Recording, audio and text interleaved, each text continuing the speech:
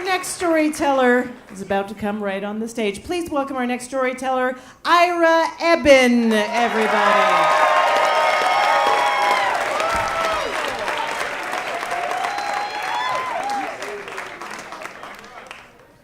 So I really don't like hospitals, which could be a problem because I'm a rabbi. And as a rabbi, I often have to visit congregants who are in the hospital. And when I go to visit them in the hospital, I say the prayers with them, and I talk to them, and I listen. But I know outside in the hallway, that's really where the action is, and I totally feel like I don't belong. These doctors, the nurses, they all seem to know what they're doing.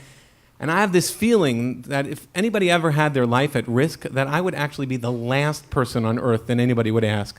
You know, I'm the kind of the rabbi that kind of gets dizzy and passes out at circumcisions, right? There's a reason why I didn't become a Moel.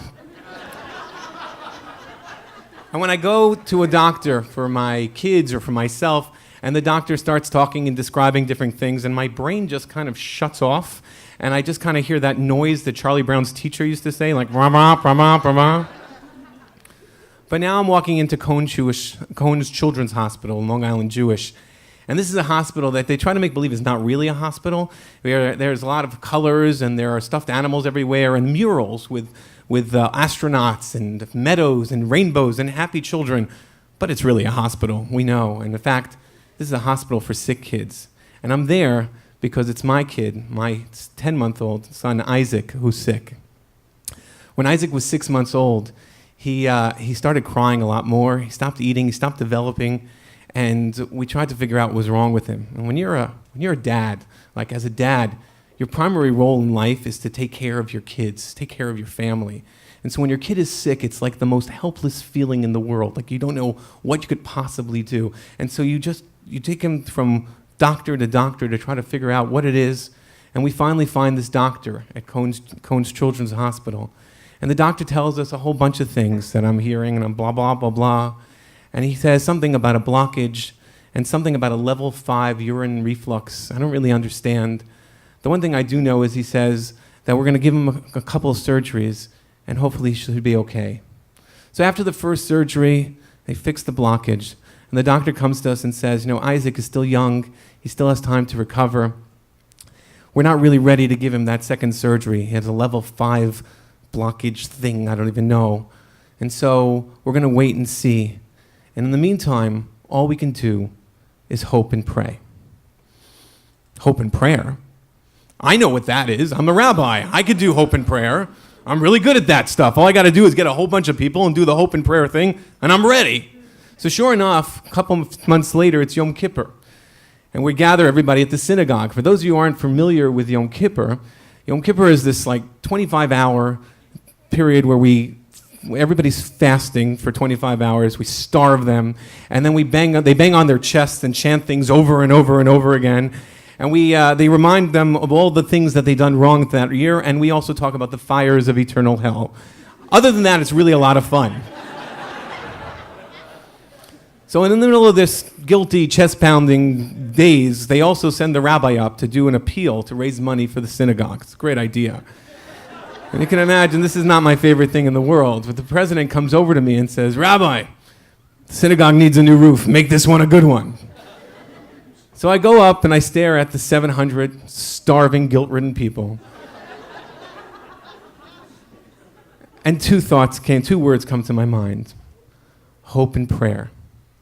And I tell them about my little boy and how he needs surgery and that I need them to pray for him. And that since my son is turning 2 years old this year, that my family will donate $2,000 towards the synagogue fund. Well, let me tell you, we raked it in that year. It was unbelievable. People were giving thousands and thousands of dollars. They were bawling and crying. They were like, right, they're throwing money at us. The president was like, listen, I'm sorry about your kid, but this is the best thing that ever happened to us. And I'm like, you can go to hell, please, thank you.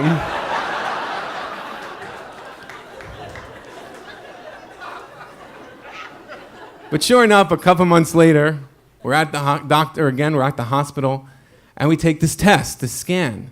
And they tell us that the scan came back as a level 3.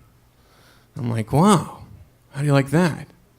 So that's then 10 months later, we go back up to Yom Kippur again. We're making the appeal to raise money from the synagogue. And I tell everybody that he had a level 5. We gave $2,000. Now it's at a level 3. And I'm ready to say, okay, we're now going to donate $3,000 because, hey, you never know. Well, we're back in a hospital. This hospital is not like the children's hospital. This is like a sterile, bland hospital. Isaac, my son, knows this as well as I do, and we're just kind of really uncomfortable and not happy to be there. But my job is to sort of distract Isaac during the test. My wife, who actually listens to doctors, and she is talking to the doctor during the test, and we're just kind of trying to listen, and I hear again, blah, blah, blah, blah, blah, blah, and then I hear the words negative, and I'm like, oh my God, it's negative! And they're like, no, you idiot, negative is good! And then I see my wife crying. And I see the doctor with his hands up. And he's shaking his head in disbelief. And then I realize that the test came back clear. And the unthinkable had happened. That my little boy, after all of this, was now the most perfect little boy ever created. So, I still hate the hospital. And I still drag my feet when I have to visit patients. But every time I need to go visit somebody congregating in the hospital, I look at my little boy. And he reminds me that when someone is sick and someone is ill, and it's inevitably going to happen, that they need doctors, and they need nurses, and they need the pharmacists, and they need the whole medical team. But they also need me, or their rabbi, or their priest, or their minister, or their imam, or somebody from the God Squad. Because we are all needed and necessary and integral parts of the road to the recovery. Thank you.